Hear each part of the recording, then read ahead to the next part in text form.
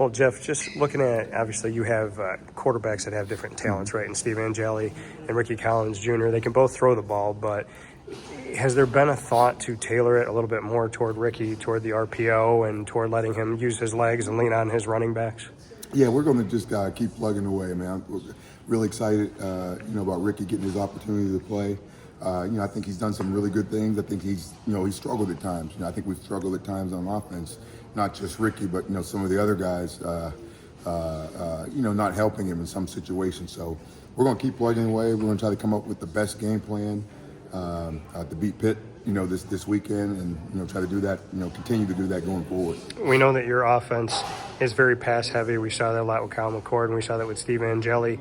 Is there the thought to keep it that way, or do you want to see it balance out a little bit more, knowing that you have obviously your son Will and Yasin as well? Like I said, we're going to come up with the best game plan to beat that particular opponent. So whether it's run the ball 50 times or throw the ball 50 times. So our offensive system doesn't really change. We have a lot in our offense. We can go either way. We can attack defenses, like I said, through the run game, through the pass game.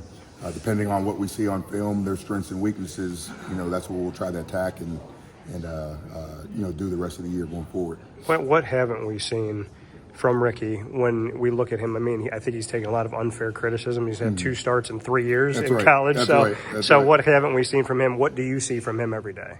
I think he's a guy that can make all the throws. I mean, he's really, really talented. I don't know if that has shown all the time, but he has really good arm strength.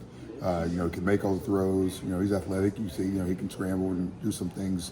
When he does drop back the pass, to get scramble out of the pocket and make some plays. So, again, I think obviously he can play better. I can call the game better, for him, and then our guys around him have to play better, for us to get this thing turned around offensively. But, I think we're a resilient group.